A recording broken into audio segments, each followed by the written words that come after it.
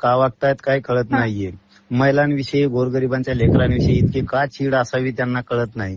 पोलिसाच्या माध्यमातून, आता तुमच्याच माध्यमातून मला कळालंय की त्यांनी लाठीचार्ज करायला लावलाय. म्हणजे मुख्यमंत्री इतका निर्दयी असू शकतो या राज्यात की आता उभं महाराष्ट्र बघणार आहे.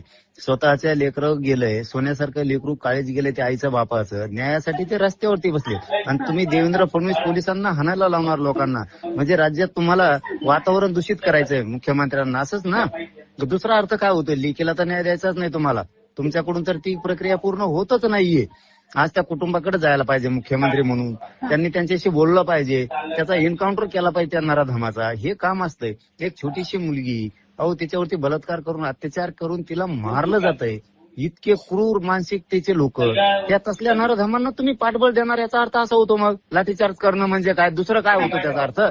तुम्ही असं का वागायला लागलाय मुख्यमंत्री कळत नाहीये.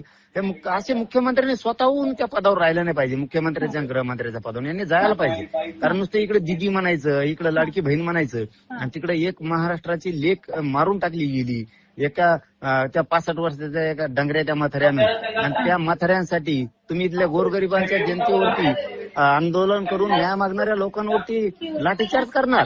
ही कुठली भूमिका आहे मुख्यमंत्र्याची? म्हणजे तुम्हाला आनंदानं लग्न करत हिंडायचंय उद्या दिवसभर, पण त्या कुटुंबाकडे उद्या किंवा आज रात्री तुम्हाला जायचं नाहीये, न्याय द्यायचा नाही. कसा न्याय मिळणार आहे राज्यात? एक दिवस खूप मोठा भयंकर उद्रेक या राज्यात होणार आहे. आम्ही तर त्या कुटुंबाच्या पाठीशी 100% आहेत. आम्ही सुद्धा उद्या जातोय तिकडे, बघतो कोण कोण कसं जडपतंय आंदोलन, काय काय करतंय, न्याय कसं काय देत नाहीत आम्ही बघतो. आम्ही आहेत त्या कुटुंबाच्या पाठीशी. धन्यवाद सर.